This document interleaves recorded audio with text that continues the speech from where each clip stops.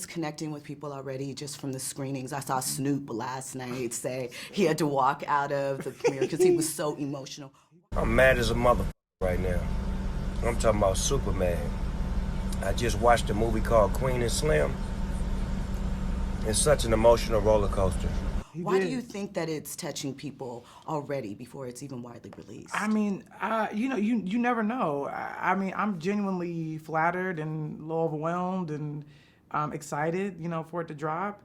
But you never have any control over how your art will be received. You just don't. So for me, I really try to put it down. Once I've done the work, obviously I wrote the script, and in making it, me and Melina were very intentional about everything and what she was doing and how it was. I was on set every day and how things were sounding. Daniel and Jody just brought their A game. There were certain scenes that we had to film that we were very somber for and very quiet.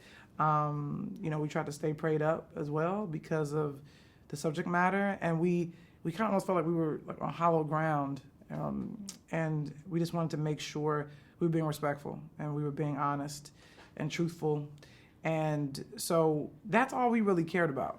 And what happens. I try not to get caught up in that stuff. And it's so funny because like the last thing Melina and I did together was the Thanksgiving episode, where again we just wanted to do something cool and interesting, and that sort of took on a life of its own and became this other thing. But again, we never talked about that. We never thought about that. Me and Melina are very much people who respect our crafts, and we want to be the best at our crafts. We want to try to master it as much as we can. We're still in the process of doing that. This is obviously our first feature for both of us, so we really went into it, wanting to kind of plant a flag and saying we're here. And the big thing for me was always I didn't want the movie to feel polite. I didn't want it to be kind to an audience that I guess people thought I should try to get or make feel comfortable.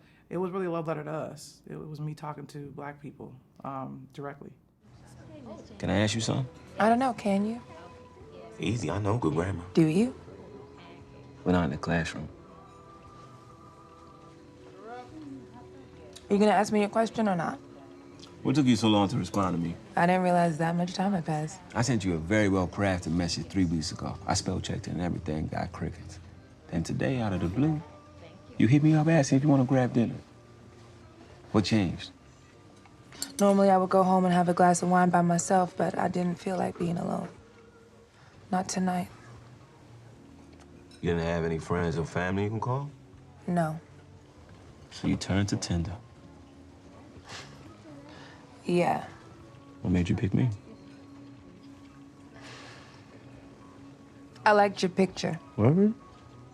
You had this sad look on your face. I felt sorry for you. Damn. So I was about halfway through the movie before I realized that I didn't know the lead characters' names. So can you talk to me a little bit about that choice and what that represented for you? Yeah, well, the tough thing about it, the real thing about it is it will give away the ending, which I don't want to do. But you've seen it, so you're aware of how their names are revealed, and oftentimes, well, one, for me, it's a thing I was playing with, because I feel like when people talk to each other, they don't use each other's names. So that was the thing I wanted to play with. And then but for the purposes of the story, I had to reference them in the script. So I said, for the purpose of this story, we'll call her Queen. For the purpose of the story, we'll call him Slim. And then I just was like, I really want to play with this and not say their names. And so I was able to do that. By the time I was like, if I run into an issue, we'll deal with it. But I didn't. And I was like, oh, okay, I'm able to do this. And then I knew how I wanted to reveal their names. And that is very significant, because oftentimes we learn the names of Black people not for their contributions or because of things they've done, but for other reasons. And that was really a conscious decision that I made, and I think it is effective. I think people have come out like, oh, I didn't know their names until, and I'm like, yeah, that's on purpose. And so, it's one of those things that, it's just, that's the cool thing about the movie, is that you really do have to experience it to be able to have a conversation about it. So, which I guess is a good thing, because if somebody says like, well, I haven't seen the film, let's talk about it, you would even say to someone like, I can't talk to you about it unless you've seen it, because there's just there's things in there that I'm doing that are very different, and I get it. I'm taking risks, but I hope that they pay off, and I hope that people, you know, feel something when they walk out of the theater. Music was so important in the film, and I loved the way it was used in the song selection. Thank you. What would be on your playlist if you were on the run? Oh man. Well, I'll give you a couple of songs that I was listening to while writing the movie, because I was just, you know, trying to get in my zone. Desperado by Rihanna, which is a little bit of a sleeper cut. I don't know if people know about it. Yeah. I told her that. She was like, what? I'm going to revisit that song right now. You know, Freedom, Beyonce. Someday We'll All Be Free, Donny Hathaway. And also, too, Never Too Much. You know, that was on the page. You know, there were a couple songs I wrote in. Some of them were way too expensive, so we had to, you know, figure it out. But Ain't No Way by Aretha Franklin. Yeah, it's just like it was like those are just all kind of different sounds. Like some obviously new, some old, very male, female, very different kinds of voices and sounds, just to kind of help me get in the zone. And it was very important. Like listening to music for me while writing it was like very helpful in terms of getting me in the mind space. And it does. It's still. I listen to music a lot while I write.